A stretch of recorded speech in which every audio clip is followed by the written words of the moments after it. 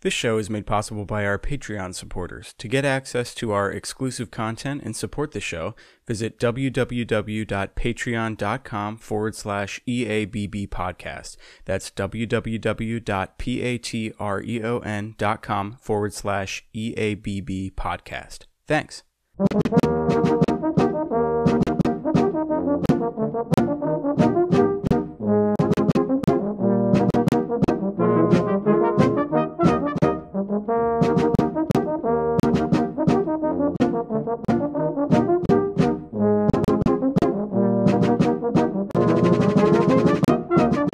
Hello, and welcome to the Early American Brass Band Podcast. I'm Chris Triano, joined always by Stephen Canistraci. Hello. This is episode 50, and today we're speaking with Dr. Gordon Buddy Cooke. Buddy is a recently published author. He just published the Anthology of Bugle music, and he is also an associate professor at the West Point Military Academy. This is an awesome episode where we're talking about the bugle in the United States and the field music associated with it, so we hope you enjoy this episode. Yeah, it was great to talk to Buddy and talk about the bugle in the United States and in the military and his book, which is an anthology of bugle music. So it's a great, fairly thick reference book all about the bugle. But it was, like we said, great to talk to Buddy about his recent research and efforts putting this book together. If you like what you're hearing, you can follow us on all social media platforms. You can subscribe to our YouTube channel. We also have a Patreon page and a Teespring store if you'd like to support the show that way. And as always, our website, EABBpodcast.com, has a bunch of resources and show notes for every episode where you can find links to Buddy's website and also where you can find his book if you're interested. So with all that, we can just get right into the interview. And the views of the speaker are their own and do not reflect the official position of the U.S. Military Academy, the Army, or the Department of Defense.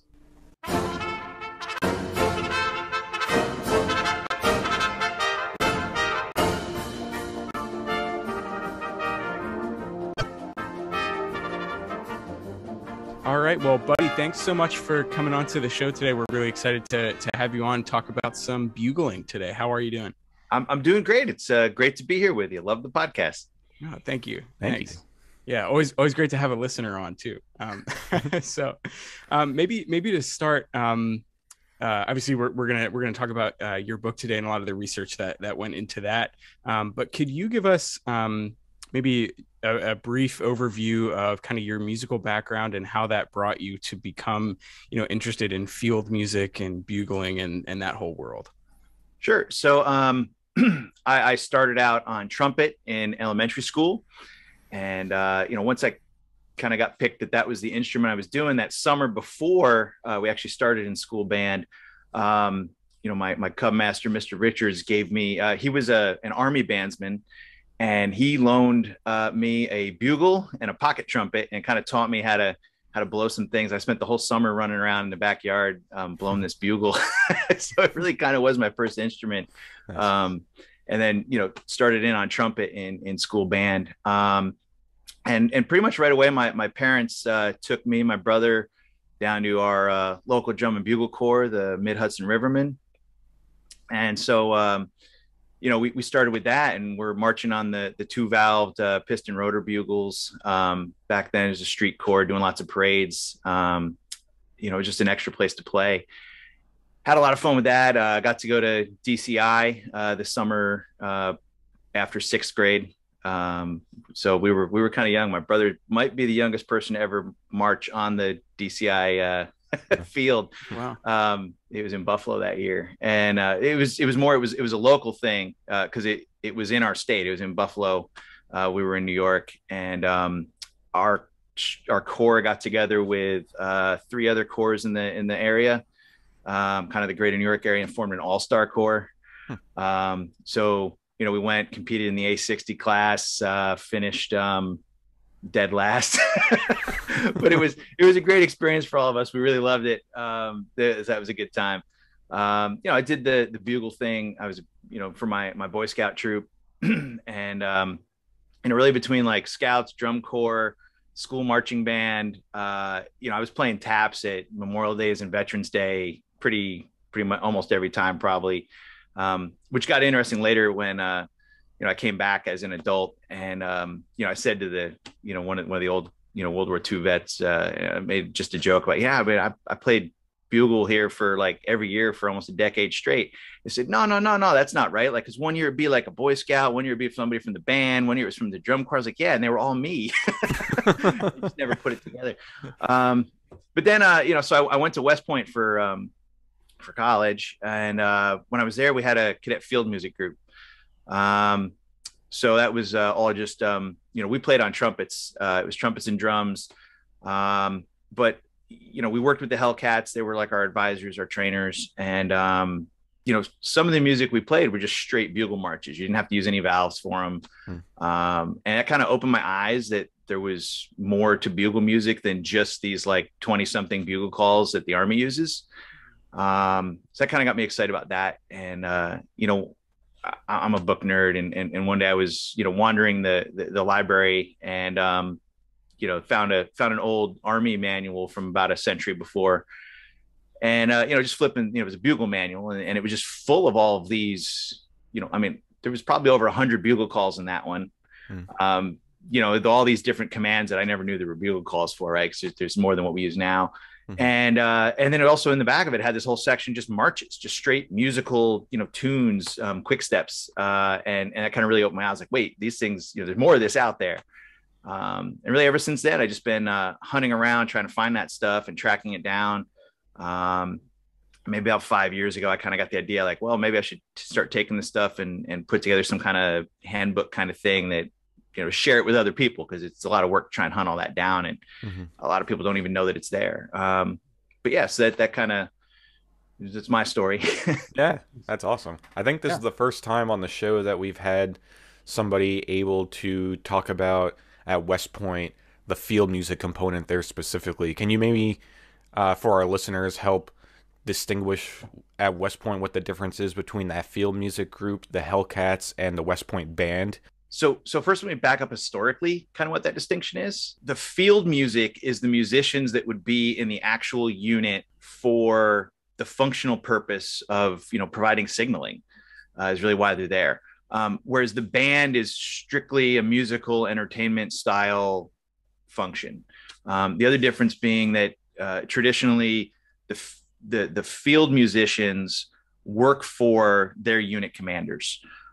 So kind of in the Civil War period, to take an example, pretty much every company, troop, battery would have 2 field musicians. In the infantry, it might be a fifer and a drummer. In the artillery, it might be 2 buglers. In the cavalry, it might be 2 trumpeters or 2 buglers. And their boss is, Alpha company commander, B company commander, C company commander. And then when they need to do things all together, they would come together, and you'd have the assembled field music so all those field musicians from the whole regiment would get together, so that you could have 12 to 24 musicians all at once. But and they were generally recruited out of the units themselves. And we see these manuals that have advice to the infantry commander on how to select a good prospective bugler. And we see these bugle manuals that are, instructional material for fifers, drummers, and buglers that really start from nothing. You've been assigned to this job. Now you need to learn it. Whereas the bands are a unit unto themselves at kind of the regimental or higher level.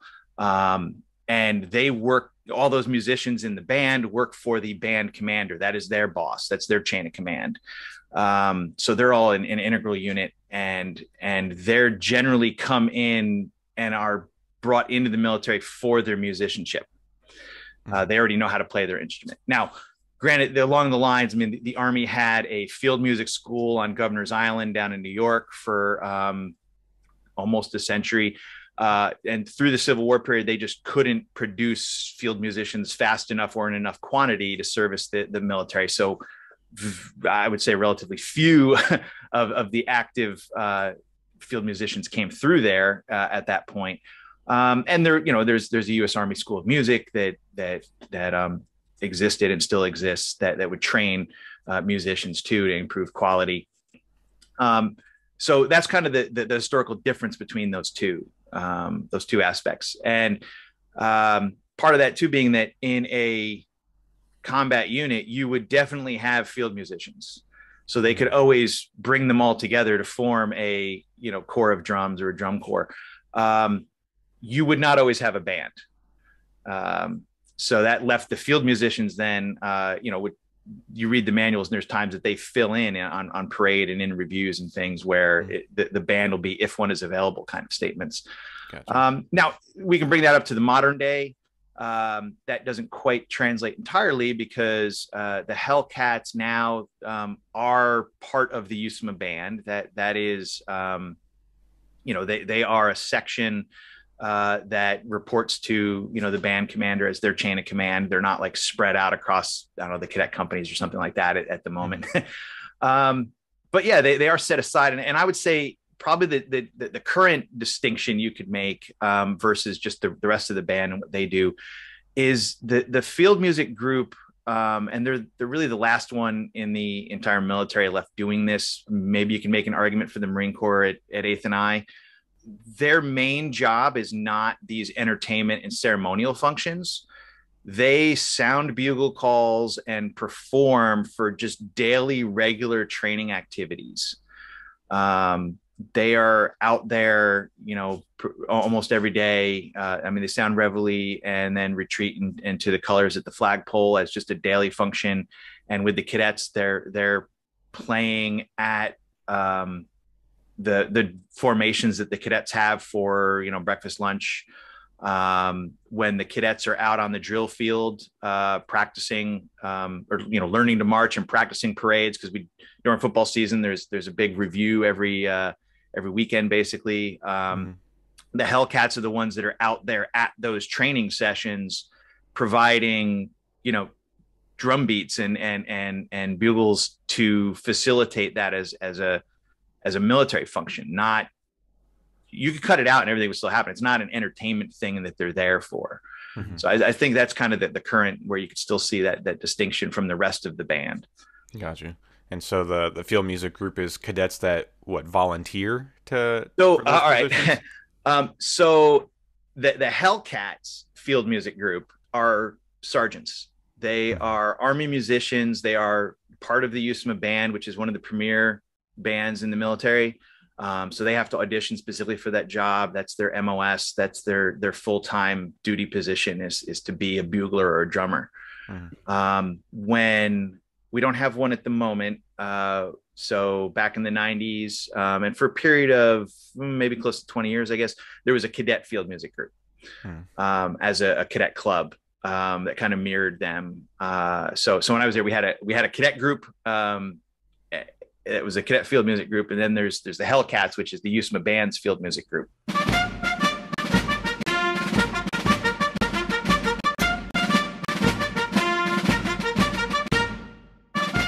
So within that field music concept, where you've got field musicians in every company, at the depending on the time period and even depending on which army we talk about, the regimental or possibly at the battalion level, you would have a bugle major, a drum major, a fife major, based on what kind of unit you were and what musicians you had. And in different eras, they've kind of changed that. Instead of calling them the bugle major, they might be the chief bugler. But that would be someone then who, instead of being inside the companies, they were part of the headquarters and reported, to the regimental commander, let's say, or really they reported the adjutant and then to the commander. And they would be responsible for the training of the field musicians across the unit. So every day there might be a period set aside for all the buglers to get together, because they all come from different companies. So they'd all get together under the tutelage of, the bugle major, and the drummers would get together with the drum major, and learn how to do their job, and practice together and things like that. So the bugle majors, drum majors, fife majors were responsible for the instruction of all the field musicians that were under them across their organization. And then you have a band leader that's responsible for the band itself. And that then turns into more of a chain of command relationship as well. Now, the term drum major we can find in different places. So that's not to say that a band didn't necessarily have a drum major in the way that marching bands now have drum majors. In different time periods, I think you can find that where even the band would have a drum major and kind of the first sergeant role, leading them out. But part of that in other time periods, it's hard because I looked across a couple centuries. Part of that too is that, it goes back to the idea of you have the band and then you always have a field music, and a lot of times they would be together. So the drum major that is that field musician drum major would be out in front, and the field musician drummers and buglers would be formed up with the band. Depending on where we look, it might be in front of the band, it might be behind the band. And we still do that now, right? When we have reviews at West Point, the Hellcats are formed up with the USMA marching band, and then they're the buglers are the ones sounding the functional calls in the middle of the ceremony for attention, and a adjutant's call, and there's a couple bugle calls in the middle of the ceremony. But then when the band is playing music, they go along with them and perform together.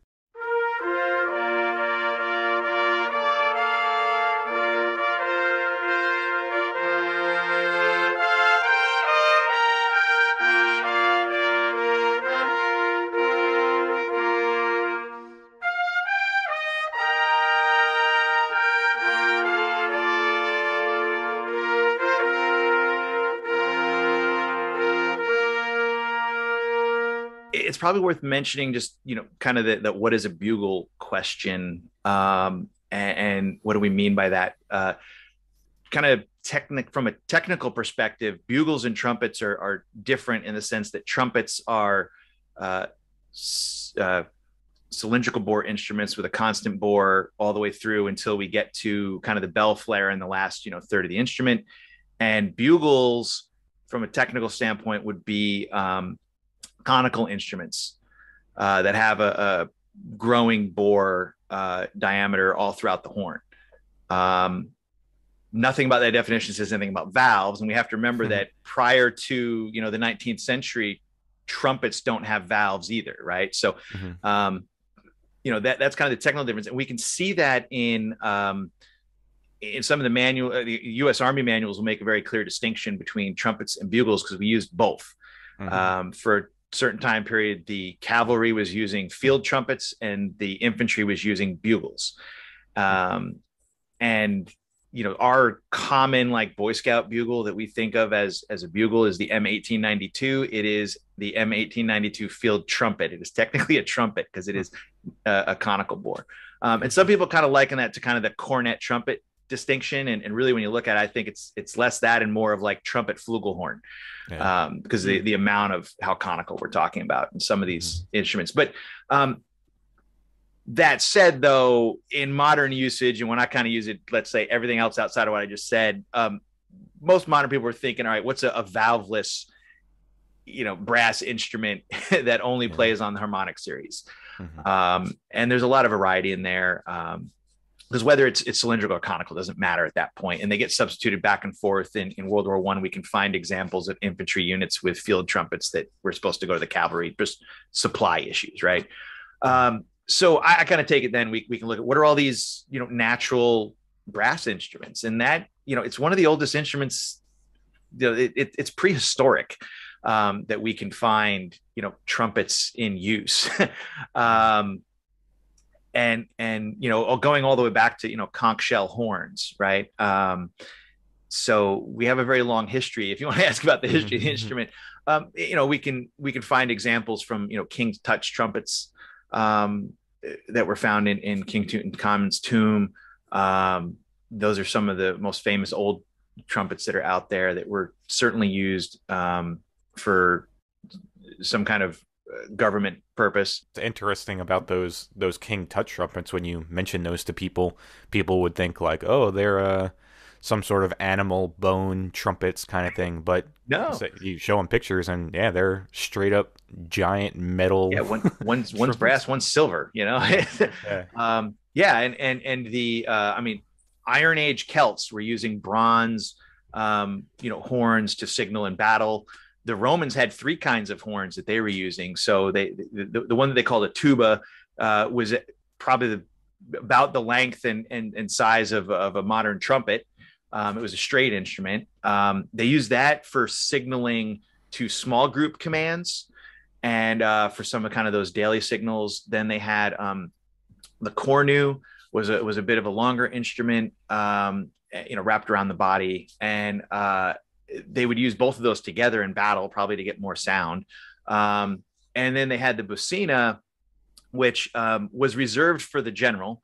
So right there, we already see that because they're kind of in different keys, have a little bit different timbre, they're using the three instruments to designate who they're talking to, which probably carries forward to even think about, 19th century armies using trumpets for the cavalry and bugles for the infantry so that you could distinguish the two sounds on the battlefield, right? And by the 1000s AD, we're kind of seeing trumpets being reserved for royalty and then for the military, because the royalty controls the military. So that period kind of sets the brass apart from, say, the rest of music. There's separate trumpeter guilds, and remember, they're playing valveless instruments. Why I'm saying trumpets, but all the way up until the Baroque period, that's kind of when they start being brought into art music. And we see the natural trumpet come into the artistic world in Western music. At least we can look differently when we look across the planet. And really from a U.S. perspective, you can go right to the very act of the Continental Congress that creates the U.S. Army in 1775, mentions that every company is supposed to have a drummer or trumpeter. So it's not like bugling gets introduced into the U.S. Army in the Civil War or something like that. I mean, it goes all the way back to the Revolution that we had them on both sides of the war. There's accounts of them being used by both the British and the colonials because it was already an established military tool. It was the fastest way to communicate over distance in those time periods, at least the distance it could sound for. This might be jumping ahead a touch, but the keyed bugle comes in at some point. And I just generally speaking, was the keyed bugle ever used like in a military setting for anything? Because to me, it kind of, the addition of keys and the, what that enables you to do on the horn as opposed to one that just kind of plays on the harmonic series kind of moves away from the more functional, aim of the instrument. So I didn't know if the keyed bugle ever made its way into military bugle calls and function. The keyed bugle does have ties in with the military. So at the start of the 19th century, keyed brass kind of comes up, right? And I think people are familiar with kind of the serpent and the cornetto. But there were attempts to, can we put keys on the bugles, right, to get more musical notes and just get more variety out of it. And notice that that's happening right before kind of valves get invented. So it predates them by a few decades that we come up with the keyed bugle. And as best we can tell, the keyed bugle gets introduced to North America by Richard Willis, who emigrates from Ireland and brings his keyed bugle with him and becomes the first director of the USMA band. So right there, we've got, kind of one of the very first, if not the first, keyed bugle player in North America is a military connection. And from what I can read, there was Richard Willis at the USMA band, and then a gentleman by the name of Francis Johnson down in Philly, who was an African-American freedman who was tied in with the military, I believe it was the militia band down in Philadelphia. So there's another, and the two of them were kind of the first proponents of the keyed bugle and showing off that capability. Kind of after Willis leaves the USMA band, then we have there's a bugler at West Point called Private Louis Bentz, and his bugle was a keyed bugle. And this is kind of an interesting thing that at that time period, West Point had the USMA band, and that was they were a band, right? They reported to the band leader.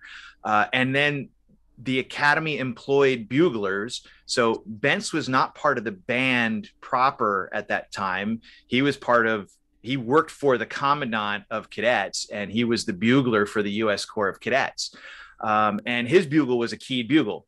Now, obviously, all the standard bugle calls he was playing just to, sound things throughout the day would not require the keys. But then he was reportedly a pretty, good virtuoso at using them to play other music.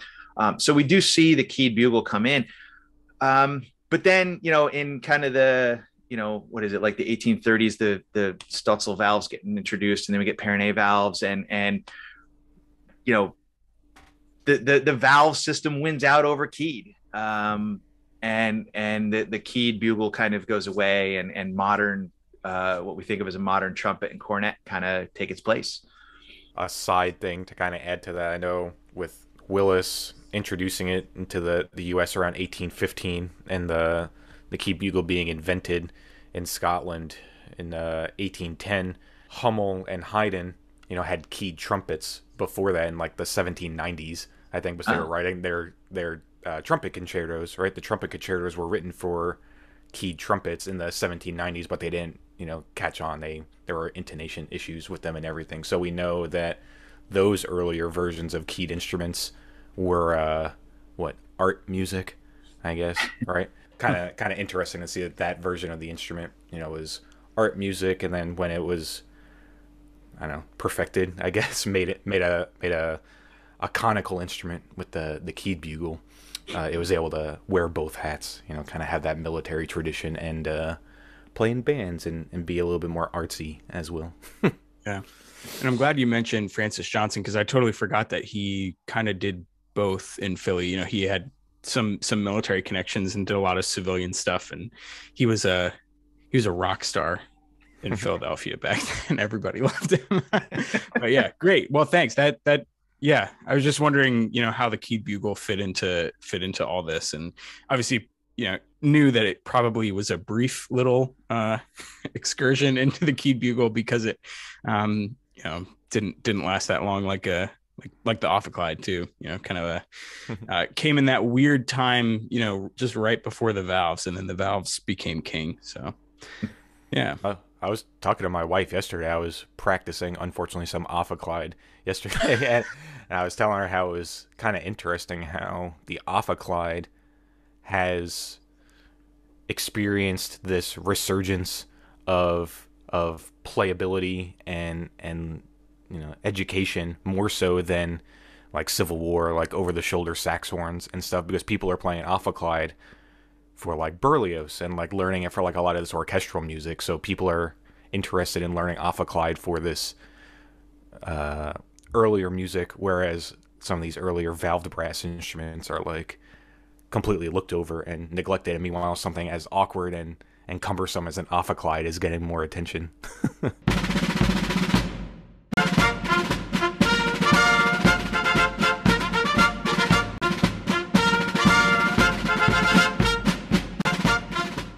Buddy, you mentioned something towards the beginning of the interview about all the research you've been doing. We can talk about the book more specifically here in a second, but with the research you were doing, how you found that there were marches, how you found that there were different bugle calls, and that you found that there was like music, marches, like specifically written for bugle.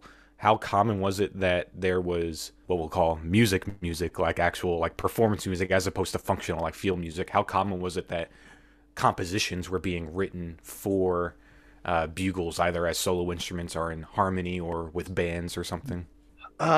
It was done.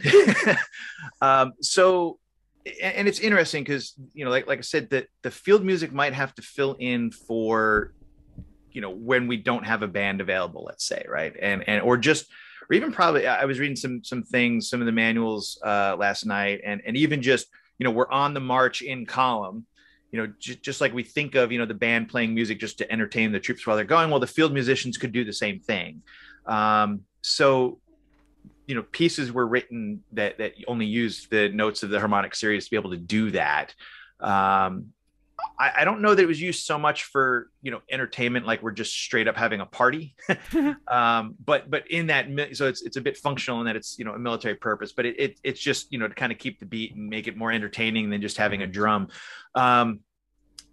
So that was written, and like within the American, manuals, you'll often see, a set of bugle, all the bugle calls are in there, and then there'll be a few of these marches in the back. And for a lot of the history there, it ends up being like 10 or 12, and sometimes they'll even just be labeled like quick step number 1, quick step number 2. Like they got real original with this stuff. Yeah.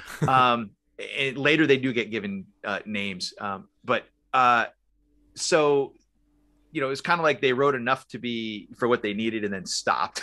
It felt like, although you can see them out there. But then you also do find there are a few pieces you can find around that might have like a bugle feature in just a straight, band piece, let's say, as almost a let's just do something a little interesting and different, and to entertain the crowd. We'll bring this bugle out, right? Because we don't usually do that. So you see that occasionally. But then, even outside of, the military, this almost gets to a different question, but the instrument was used outside the military also. I mean, the functional purpose of needing to signal is not purely a military one. And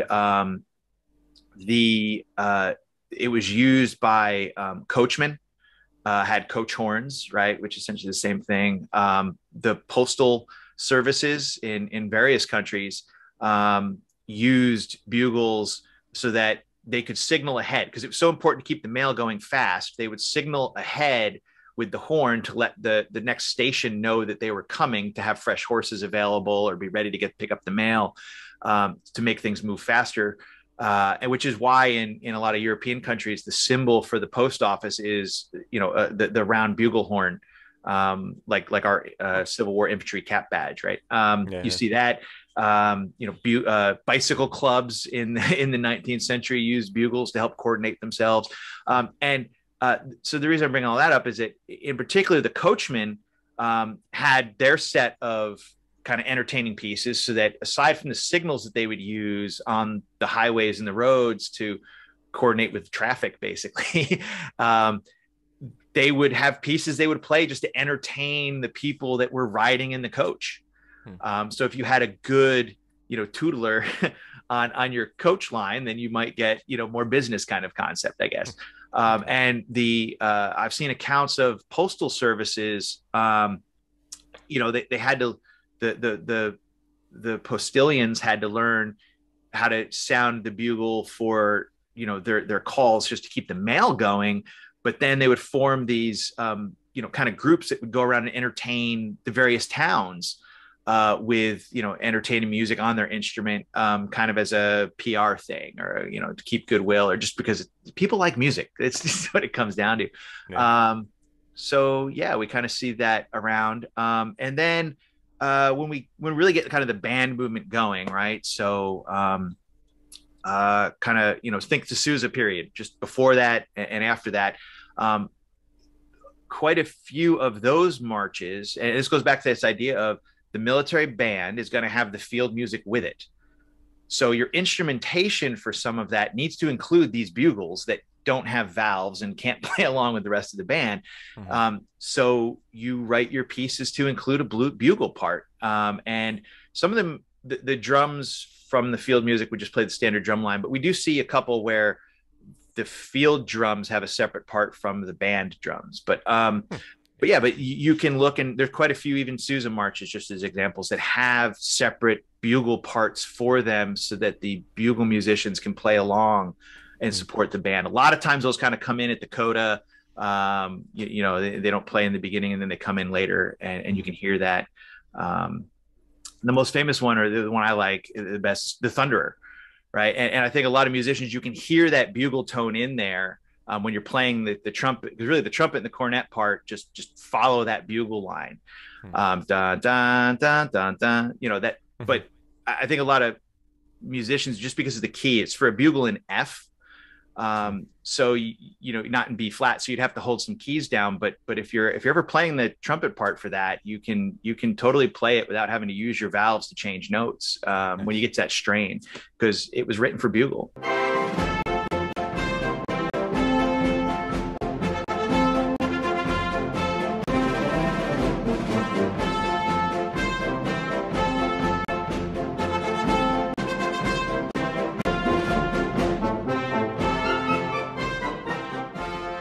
So Sousa did write a manual for drum and bugle. It's another one of these training manuals to help people learn all the calls and learn how to play and whatnot. It is an interesting manual because there's errors in it. Oh, really? Which raises the interesting question of is he capturing common practice? And the biggest glaring one is it's the only manual that prints taps with dotted eighth notes in the middle. All of the official manuals, that center phrasing is straight eighths. It's dotted eighths in the beginning and the end, but it's straight eighths in the middle section. And then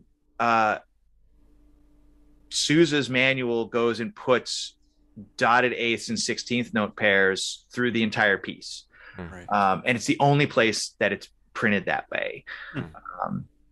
Which reportedly is why the Marine Corps just continues to insist on playing it wrong, and because they use Sousa's way of doing it because it's Sousa. Right. But yeah, so and there's some other things in there that you kind of see where it's like the rhythms are just a little bit off. But you could totally see someone taking the standard straight written version and interpreting it that way for a little musicality or to be a little more interesting. So it kind of raises that question: is he introducing that original? Is it he's capturing just common practice that people were doing? Because a lot of this was probably taught by rote, and you have some variation that comes in, and I mean, what's the difference? I mean, if you play swing and jazz music, I can write straight eighths on the page, you're gonna swing them. So how many people were doing that sort of thing just to be a little more interesting anyway, and was it done? I knew that the Marine Band played taps that way, but I didn't know that it was ever written down that way. So that makes sense now, and you're probably right. I mean, because Sousa did that, it's probably why they still do. For the Marine Corps, that's the official way to do it. Yeah, Sousa's the guy, so he can do no wrong, right? And I love Sousa. I'm not bad. Oh yeah. I mean, you're talking to two euphonium players here too, so we soft spot for Sousa. Yeah. I played euphonium for several years too. So. Oh, nice. Yeah. Great. Cool. And then you got smart and let it go, right? Yeah. I got one right over here.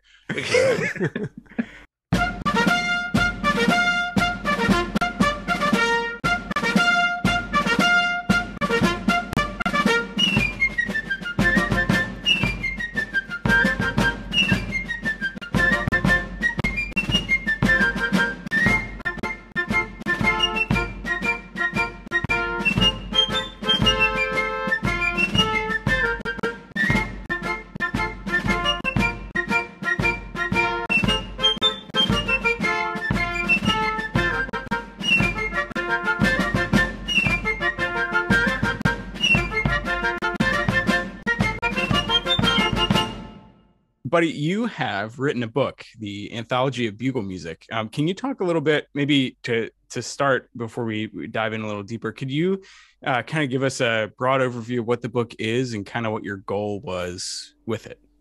Sure. So it just started out as, I had all this music and I liked it. So much of it was hard to read because it was scans of these old, like some of these plates are woodcuts, they don't really, translate well over centuries. So I was digitizing them, and I, for myself, and I was just kind of like, other people need to know about this too. It's so hard to find. Why not share it? Because there's got to be other people weird as me. And it kind of started as just that. And at first I was thinking to just put the kind of marching tunes, those quick steps, and kind of get that out there. And somewhere along the way, I got the bug of, all right, let's go ahead and do the bugle call side of it too, which just grew. But yeah, it started just that way. I wanted to try and get this stuff out there and kind of revived without people having to hunt across all these different sources to find them, which is why it's just an anthology of all this music. Yeah. Well, it's a great resource. Someone's got to do that kind of thing along the way at some point. So it's awesome that it exists now in that form, that easy reference form for people. Yeah. And I picked up the combined volume, the volume 1 and 2 edition of the book, where it's in one binding, and I've been really enjoying, the whole thing. Again, congratulations, first of all, on getting this together. I know the blood, sweat, and tears it must have taken to get this thing published, and the research going into it beforehand and everything. But looking at the whole book, it's been great so far. But I've really enjoyed I think it's in volume 1, a lot of the historical elements, a lot of the stuff that we've talked about, today so far. But having the historical elements, written down and, again, easily findable and referenceable and stuff in there is very helpful and enjoyable to read. Well written, I might say. Oh, thank you. Yeah. And I had originally envisioned it turning, being something like, like a handbook size, like a scout handbook kind of thing. And not being quite so large, and just to have some information, like here's the music, and then a little bit of information to help people get going with it. And it just kind of grew because there's so much out there, which is why I had to split it into 2 volumes. It was really just about a page count issue. And I took it from handbook size up to the A4 size, really to get more area per page. Took the page count back down so that it could be something that could get printed. It's just there's kind of max page counts on the printing equipment. And it turned it into 2 volumes because we wanted to be able to do a spiral bound. But I went ahead and you could put it all together into one for the paperback. But yeah, and the main portion of it obviously is the music itself. So there's just pages and pages of all these bugle calls, and they're organized chronologically. And I tried to look at that and then create chapters that made some sense with what was going on in the world. I mean, it's obvious, it's easiest to cut by centuries you could think of, but I tried to pick some of the break points inside of that based on just kind of historical military events that were going on, like when all the revolutions kick off in Europe. That seemed like a good break point transition for what was happening. And so through the bugle call sections, I wanted to put a little bit of historical context at the front. So if anyone looks at it, the beginning of each kind of chapter, you'll see just maybe a paragraph or 2, just here's what's going on in that time period with the militaries or bugling, or how things are changing or what's going on in the world, just to give a little context. And then at the front of each volume, there's, I guess 2 or 3 chapters that are informational, whether, starting out with the history or some, the second volume has some chapters about, kind of practice techniques kind of stuff, and drill, like how to hold it, what are the different positions you stand in, those types of things that someone might want to know. Yeah, no, super helpful. Like I said, as a euphonium player who's leading a early American brass band at a university, a lot of the education that we're trying to give the students and a lot of the gigs that we take on have field music elements to it also. So this is going to be a great resource and great sheet music for us to be able to teach students about field music, and not only the music, but how to do it, actually kind of giving you like a step-by-step process of what you should be doing, which is super helpful. I know that the research element, is its whole own beast, and you already talked about the difficulty of the page count issue. What was a challenge beyond the research and maybe the page count issue that you encountered? I'd say the book was pretty close to done for almost probably getting closer to a year now, at least 9 months in terms of content. But now there's a lot of editing that goes into that. But yeah, I had to learn a lot just on the business side and all these different systems and just how to get this thing out there, and doing a lot of kind of research in this self-publishing world of how do these different things work. I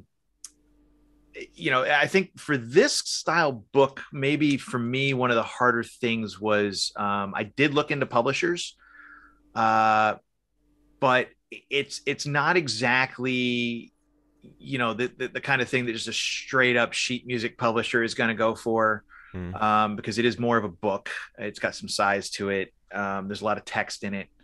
It's not quite the same as just saying I have a song, that I want to publish, but yet if you go over to the nonfiction publishers, it's, there's a lot of music in here. It's not like you can just like, oh, here's two little images that have, sheet music on them and just treat them like a figure or an image in a book. And you really need to handle the music as music, like a music publisher would. I did try reaching out to a couple publishers. I won't name names. I did get an offer back from one of the music company publishers. I ended up deciding to stick with the self-publish concept, just for business reasons. And what was kind of in the offer, it wasn't, from talking to some other people, it wasn't outside of what's typical in music, but it just, I don't know if it ended up being the right decision or not now that we're at the end. But it went the way it did. And with some advice, talked to some other people. So, decide to keep that in house. And nowadays with some of these modern things, I mean, with Amazon's KDP and other, independent presses that you can go to, self-publishing something isn't maybe as hard as it used to be. So, did you ever look into trying to get it published as like a textbook through a textbook company? No, you know what? I didn't think of that. I didn't go to the textbook companies. I wouldn't want to put it through a textbook publisher because I don't want it to cost that much. There you go. Yeah. It feels like a bit of a high cost, just because of the bulk of it, the size of it, right? Like, I mean, it is a large book. But I tried to keep some of the cost maybe in the range. It's about, the individual volumes are about the size, and I try to keep about the same cost as, say, an Arbin's. Right. Yeah. So I kind of use that as my benchmark, because I'd rather have more people getting it than it become a textbook for, with textbook level costs that only musicologists ever look at. And I don't think there's too many programs that are going to run a course on bugling. It would, but if anybody wants to do that, I'd be more than happy to work with them. Yeah, for sure. Well, you could almost say that this is the Arbin's of bugle. Yeah, that sounds good. Let's say that. Add it to the website. Right. Yeah, if you're a bugler, you need this. Exactly. Yeah, and that's kind of where I'm going. And it's been interesting just thinking through who's the audience for the book. Because I kind of started with, I wanted like a little handbook kind of thing that you could, any bugler could get. And I'm thinking of, there's all these people that, maybe are trumpet players and they get into playing taps. And that's really all they do with bugling, and maybe they want to go a little bit further. The kid who's the bugler in their Boy Scout group, and are interested in that and want to go forward with it. And it kind of got larger than that. So that didn't quite work out that way. But from talking to people through the process, though, then it came up the idea of, well, there's probably those, musicology majors and somewhere someone's working on a dissertation and they're going to find this. It's going to be a gold mine for them. Yes. And that one PhD student will benefit from it. So that's great. So I have been taking some of the chapters, let's say, and kind of trying to break them down into smaller books. So you might see some of those out there. I've got one out that I called Bugling After Taps. That's just kind of the American bugle calls, not the Civil War. And then I did another one that I just put out that is just the Civil War period, strictly the Civil War period stuff. But it's all of them, from infantry, cavalry, artillery, the different manuals that came out, and some explanation for it. And I'll probably over time start taking all the other bits and try and break them out. So those things, that's more like your 30-page book that you pick up at the music shop and has a much lower price barrier that could be an impulse buy, for people that maybe pick what they're really into. But yeah, I mean, I did not want to go the textbook route in terms of cost, because it doesn't need to be. Yeah, totally understandable. Have you explored breaking anything out into like article form for like the Trumpet Journal or anything like that? I thought about it. So I run a newsletter email list. I try once or twice a month. I won't say I promise to stay on schedule. I try and get like some little bit of an article. So a lot of that has gone back and forth, things that I wrote for that ending up in the book, and maybe taking some pieces from the book and putting them out that way. But I haven't yet, but a couple of people have mentioned it to me. So I've been thinking about, how to put together, find something to put together as an article and send it into like the Historic Brass Journal, or something like that, would be interesting. That's just kind of a new academic pursuit for me. So trying to sort that all out. Are you a member of HBS, Historic Brass Society? I will be. I guess they run their year January to January, right? So I I do need to send in for that. It was actually something I discovered through this process of working on the book. I started finding some of the articles that were from them and looked into the group, and actually ended up consulting several members of the Historic Brass Society through the process. The first one being Yari Villanueva. So he's been a great help. He wrote the foreword for the book, and gave me a lot of advice through the way of trying to pull it all together, and some leads on news sources and things. But I kind of by accident, I ended up there, just different places where I'd see sources and talk to someone, and then it would turn out that they were, part of the society. And I kind of gotta thank the brass band, your podcast, even some of your people that I was listening to the podcast and like, oh, they might be interested to reach out to folks. Awesome. It's like I reached out to, Dr. Joanna Ross Hersey. I discovered her through your podcast and reached out to her, and she gave me some leads and some little bit of help on putting some of the things together for the book.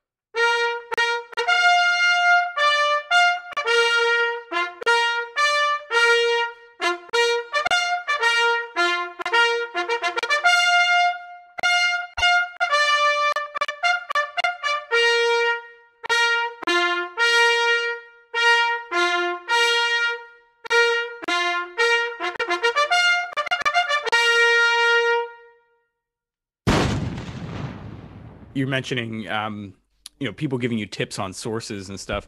Is there one source that maybe you found on your own, or someone pointing you to, that you were like surprised to know it existed, or just, was one that stood out to you that, was either bizarre or really helpful, or that, that kind of like, I've been looking for this for a long time? Sure. Yeah. And, I guess one of the things some people have commented on that make this book a little different than maybe some other music books is I did footnote and bibliography, like everything. And if you go through the footnotes, you'll see there is a manual that comes up quite frequently. So in 1848, a gentleman named George Kastner put together a book that it was French, right? So the translation on the title is The General Manual of Military Music for the Use of the French Armies. And if anyone's doing just research on band and can translate French, the bulk of the book is about band information. It gives a full history. It's got lots of pictures, how the instrumentation changed over time. I mean, it's really focused on band. But then it has a whole section of just bugle calls. And he kind of the last time someone did what I did, right? So they, it's got the French bugle calls like throughout history, wow, under the different kings, under the Revolutionary period, all that up to, his point in time, and then goes through and has a survey of all the bugle calls of all of the other militaries in Europe, wow, at least that he could pull together. And I could see where if he was writing a general manual for the military, because it says in the title, for the French army, knowing the other side's bugle calls would have been important. Yeah, right. Because so your bugler needs to not only know their signals so that the commander can tell them, go tell the troops to go do something, and they know how to signal them, but they had to understand and help interpret. Well, wait, we can hear the bugle call from the other side. What does it mean? And how do you interpret, what the enemy is sounding. So, and I'm sure not just the buglers, but commanders and officers would probably need to know that too. So Kastner had pulled together this just whole set of them. And when I found that one, I mean, it really kicked open the door on a whole lot of several other countries. I mean, some of them aren't even countries anymore. They're regions of countries at this point. But you know, so that was a very helpful resource to find. Yeah, that other side decoding, it's like an early form of code breaking in the military. It's awesome. Very cool. I'll have to look into that. Oh, I guess I would have to learn French then also. I'll look at it for the pictures and yeah. Well, you know, Google Translate and Google Lens, you know, you can put your camera on there and just translate it for you. Yeah, very true, very true.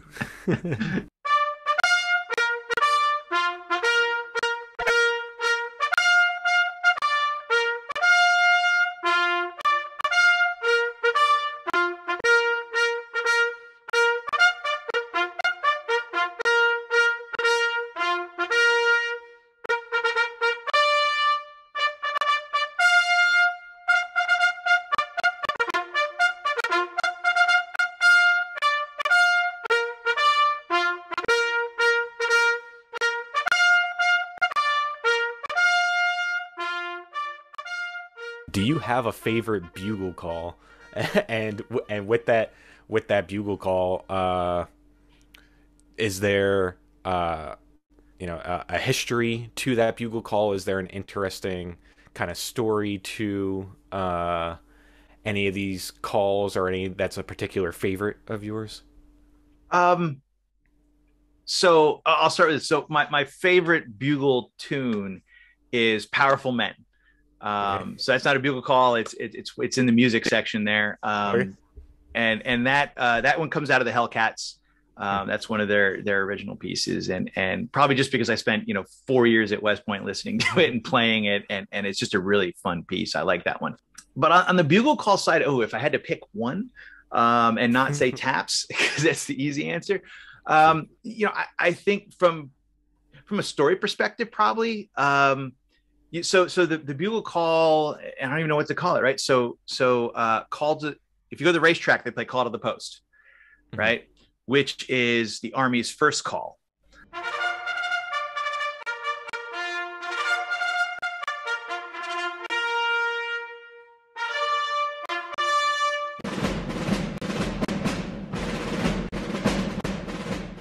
It's called now, we'd call it first call. But the reason I kind of find it interesting is you go through all the manuals. It's the same. You find the same bugle call, or the same purpose, and the title keeps changing. But how the title has changed and evolved is what's interesting. So we use it at the racetracks, right? For this call to the post thing, and it's the Army's first call, and it has that title because in the daily sequence it used to be the first call of the day, but before they called it first call, but for that reason. It was Assembly of the Buglers, or Bugler's Call, or Trumpeter's Call if you had trumpeters, because the original meaning for it was that was the call that was sounded by the duty bugler. So you'd have the one bugler up at the headquarters, you'd rotate who it was each day, kind of thing, to sound just the single calls. That was the very first call they would sound to wake up and get the field musicians to come to the their meeting spot, so that they could all play the reveille together, because reveille was sounded by the assembled field music. So before you could play reveille to wake up the troops, you had to play a call to get all the buglers together.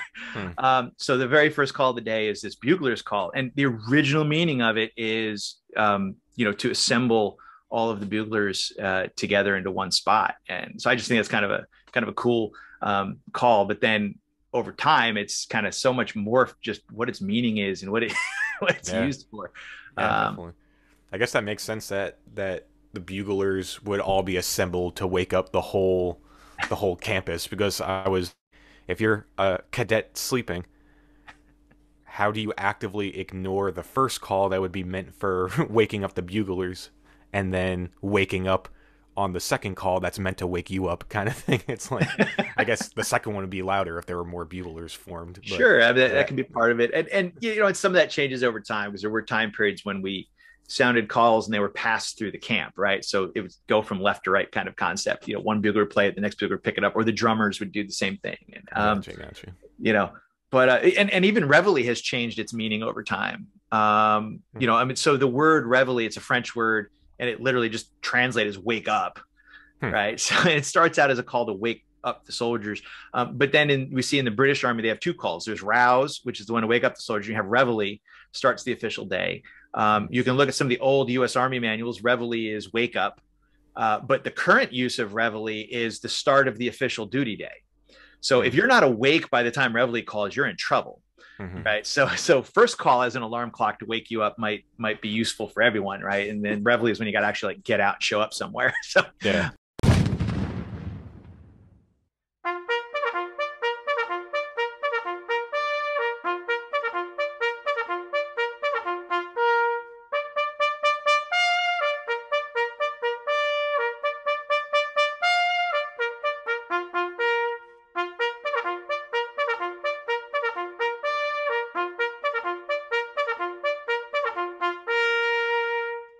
Why do you think it's important for us to be studying field music as non-field musicians?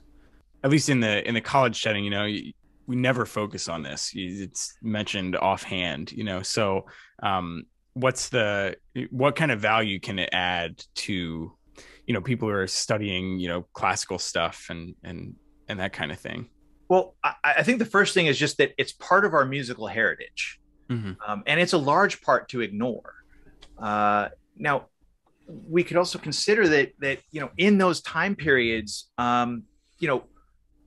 for people to be able to get out and hear music, before recorded music was available, you only had bands and orchestras, and that was not necessarily something that was super accessible to the common people, right? Which is why we have this distinction with folk music and things like that. But this is almost in that vein of a folk instrument, because think about the uses I put out there that, coachmen are using this as they travel all over, and everyone needs to use stagecoaches to get places. And the postal system is using bugle calls and bugle music, which is servicing everywhere, right? And especially within an American context, through the first half of our country's history, our military system primarily was a militia-based system. We had a very small active duty military, but we had a very large system of militia service throughout the nation. I mean, it was an act of Congress that you had to have them in every town, and the local captain had to enroll people, and people were members of these military organizations that were using drums and bugles and fifes locally. So these would be instruments that were spread all over, and everyone had access to hear this kind of thing, and probably would have been very familiar with them. And then you could look at all the major war periods when we're bringing large numbers of people into the military, and then dispersing them back out into the public afterwards. And this is the primary music and instruments that they're hearing and being exposed to, more often than the band. So, that is certainly a major part of our musical heritage that shouldn't be ignored when it was that widespread, just, because it's more interesting to look at what the aristocracy was doing.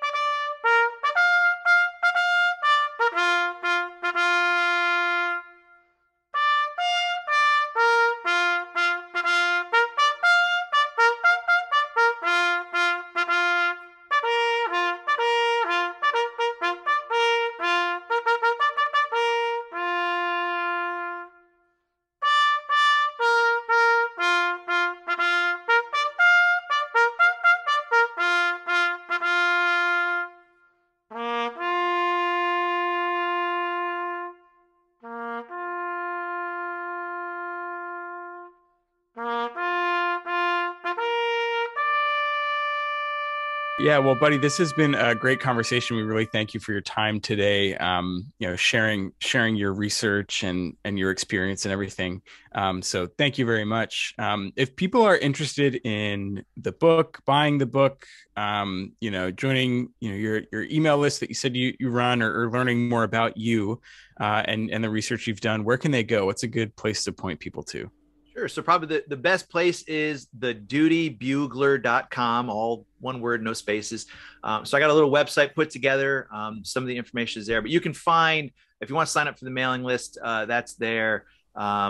There's a link right on the front page at the moment, but there's a store part that's got all the links and information about the books and how you can find them. You can also just search on Amazon. If you search Buddy Cooke, there's an E on the end, or search Anthology of Bugle Music. They'll come up. If you want the spiral bound edition, because I know a lot of people were interested in that, they couldn't do that through Amazon because it's kind of non-standard. But if you go to lulu.com, that's who's printing that and distributing it. But if you go to thedutybugler.com, all those links and information are there. Great. Yeah, we'll have that linked on the show notes page for everybody. It's easy to find. But yeah, thedutybugler.com. Again, thank you so much, Buddy Cooke, for coming on the podcast. We appreciate taking a little bit of your Sunday morning here. We appreciate you giving us that time and sharing your expertise and knowledge with us on bugle music in the United States. No, thank you very much. It's been a lot of fun, and I look forward to hearing more of your podcasts.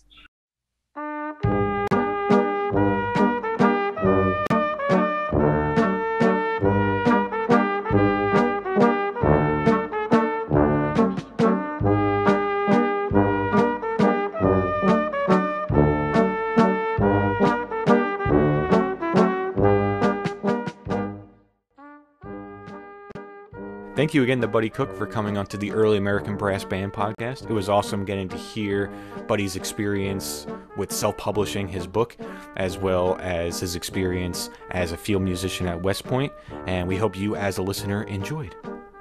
And if you want to learn more, you can go to the show notes on our website, and also visit Buddy's website, thedutybugler.com, which will be linked in our show notes. And as we said at the top, you can follow us on all social media platforms. We have a Patreon page, Teespring store, all that good stuff. So we hope to see you and interact with you over there. This episode's featured album is A Day in the Life of the West Point Hellcats. This is a 2013 album put out by the West Point Hellcats, and it comes highly recommended from Buddy Cooke himself.